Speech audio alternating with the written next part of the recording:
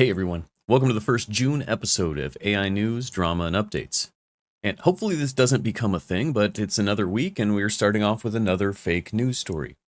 So I'll dig into this one real quick because it's a story in two parts. So what we have here is a story that originated from the Royal Aeronautical Society. It looks like they have a summit to deal with future combat, air, and space capabilities. And the nutshell version of the story here is that this is an AI that's programmed to destroy enemy missiles, but it needs a human to give it the final command. The AI figures out that the human is getting in the way of it doing its job, so it decides to turn and destroy the human. It's another one of those terrifying scenarios where you're like, oh my god, the AI is coming for us. But as it turns out, not only did none of this happen, but it didn't even get simulated to happen.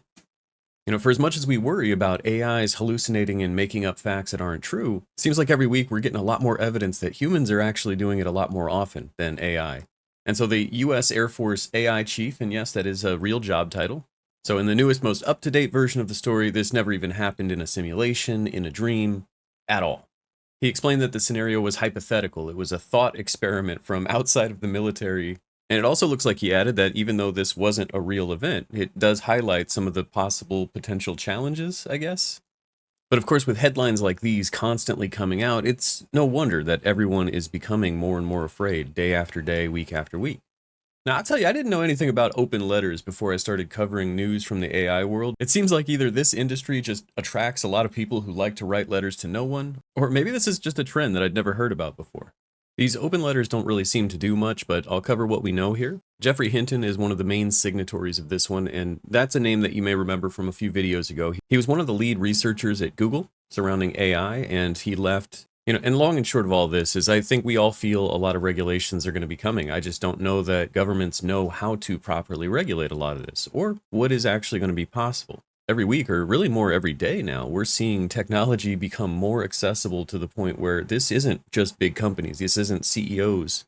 While we've got the US government meeting with the heads of Google and OpenAI, we've got people who are creating these types of things at home, using cell phones now and laptop computers.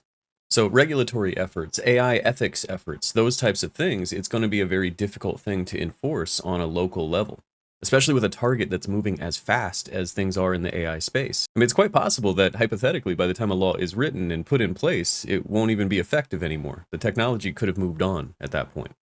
But the anti-AI fear campaign is very real. I mean, we live on a planet where we are creating black holes in a lab. We drill directly into fault lines to study supervolcanoes. We do things as a species, as nations, and sometimes even as individuals that put the entirety of the human race at risk. But we do all those things because of the benefits or the potential benefits, and that's how I see AI as well.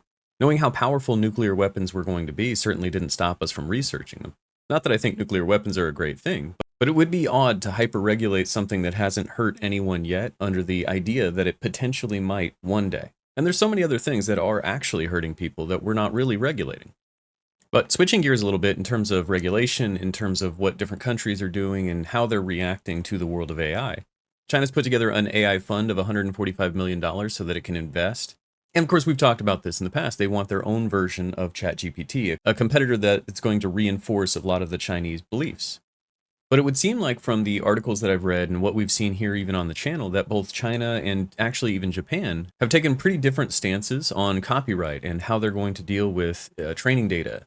I think it was last week that we mentioned that China just requires that you put a tag that says this is AI generated and you're free to use anything. Deepfakes are really not beyond the pale there. And I actually came across this yesterday. Now, this looks more like a blog than it does a news article, but this basically just talks about how Japan is dealing with AI copyright. And my understanding is they're not doing anything extra or special. It doesn't seem like Japan is taking any additional steps to protect artists or doing anything extraordinary. But I wanted to share these two stories to really just show you what's going on outside of the United States, because we really do focus a lot here on GPT and a lot of the American-made companies. Well, I don't necessarily think that the headline here applies to the content or really agree with everything that's being said here. I think especially in the world of AI art, Japan and how they're looking at their copyright and how important that art and that style of art could be for future development of models and things like that. I think this is going to be polarizing news depending on which side of the fence that you're on with the AI art argument. Switching gears a little bit to a fun update of a story we talked about a few weeks back. It seemed like a lot of parents were worried about the inclusion of AI directly into Snapchat. With kids being able to potentially access it, communicate with it, and you don't know what AI is going to say sometimes, I think some of those fears could have been potentially justified, but it turns out the AI should have been afraid of us.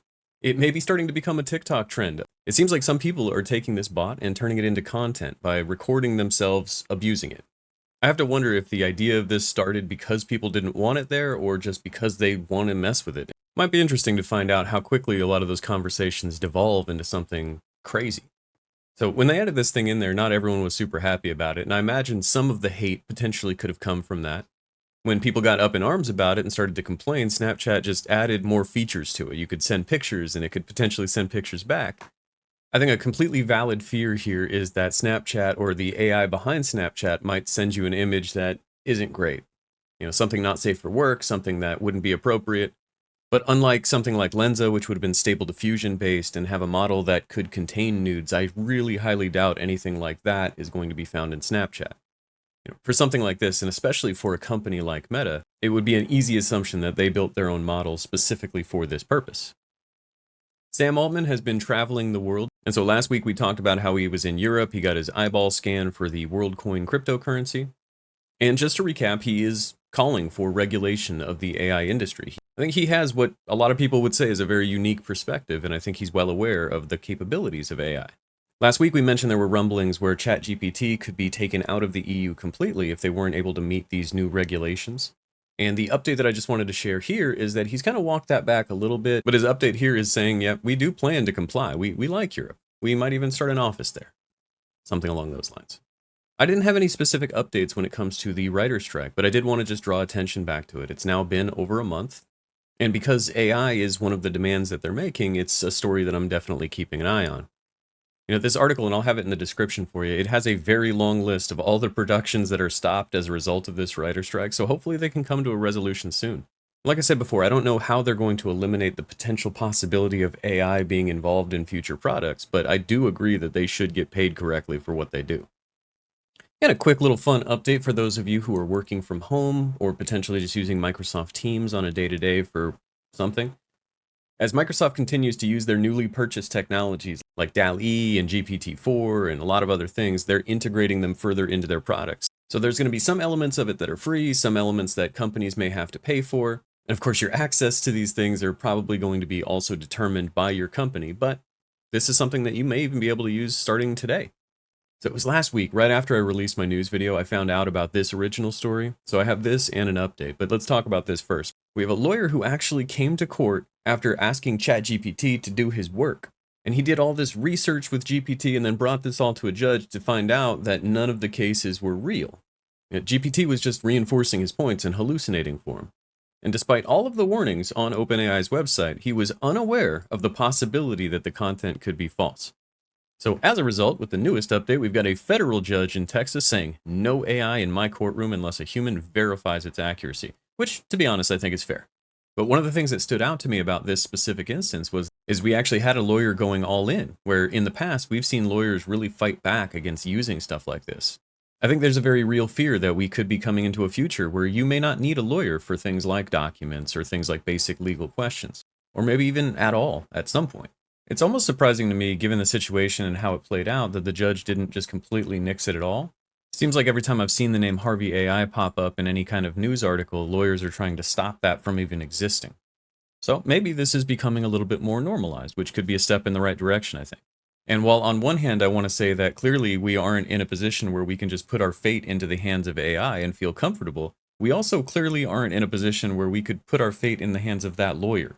So I don't really know what to do in a situation like this. But I wanted to segue from that story of hallucination into a new topic. So I saw this tweet from Sam talking about positive signs for alignment and found the paper that he was referencing. And to nutshell, my understanding, my takeaway from just going over this is it seems like OpenAI is asking the question, how do we think? In order to create a thinking machine, something that thinks like us, it stands to reason that we should be rewarding in the way that things think, not necessarily just rewarding correct answers. That's what this is all about here. And if you're not deep into the AI space, that might be a little bit confusing. But these systems and how they get trained, they're based on rewards, or what the system interprets as a reward. In GPT 3.5 or GPT4, they were rewarding the correct answer. When you do that enough times, you start to get the correct answer more and more often.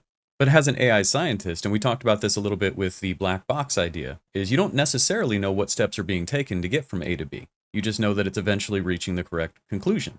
So in an effort to kind of get past the mysticism and in an effort to really hone how the machine thinks, OpenAI's own scientists were surprised to find out that this apparently works slightly better. It's not just a performance boost that we're going to see or a logic boost, but we actually gain a better understanding of the chain of thought. But this, of course, also assumes that we know best how to think. And I think at the moment, that's true. So process supervision makes more sense than outcome supervision right now, especially because we're the supreme thinkers. Now, if the computer was able to start trailblazing and reaching conclusions better or more efficiently and being able to teach us, we would be having a very different conversation, I think. But yeah, this seems really cool and really promising. Let's take a look at an example that came from NVIDIA. This is an AI conversation demo.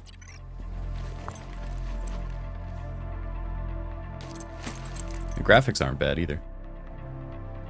Hey Jen, how are you? Unfortunately, not so good. How come? I am worried about the crime around here. It's gotten bad lately. My ramen shop got caught in the crossfire. Can I help?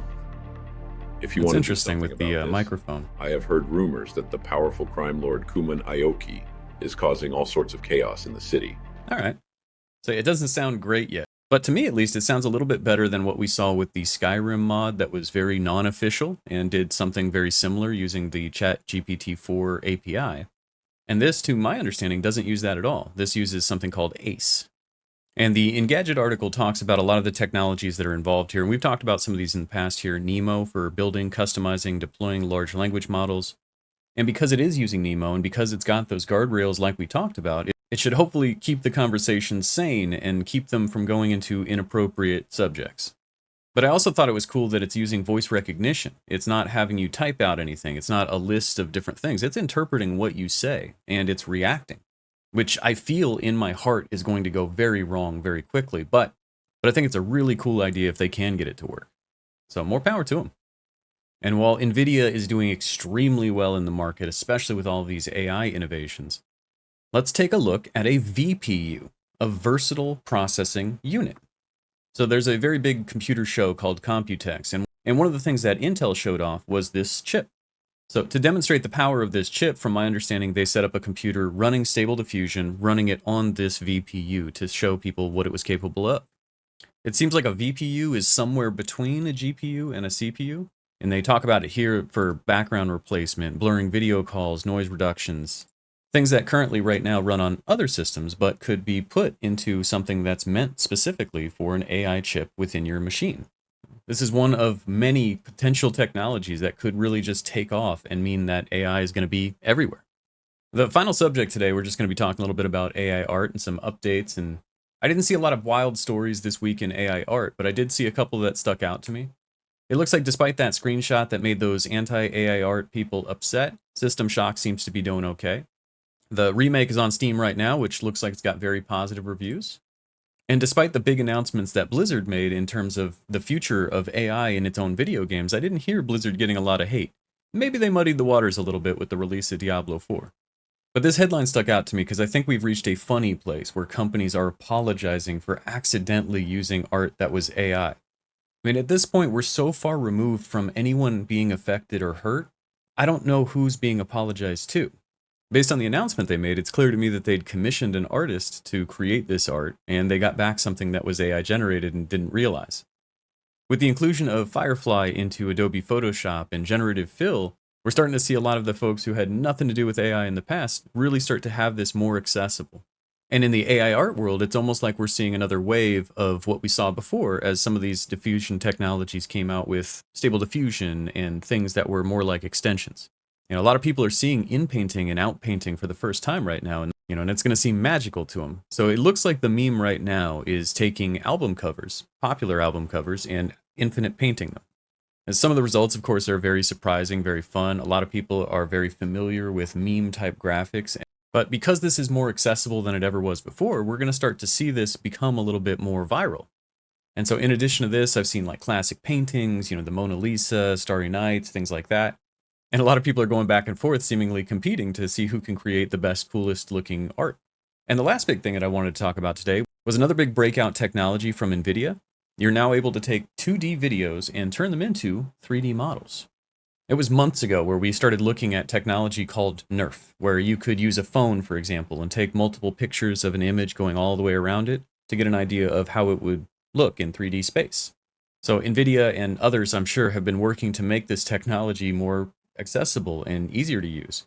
NERF gets an idea of where everything is in 3D space so that it can turn it into different points, and eventually you can turn it into a polygon-based model.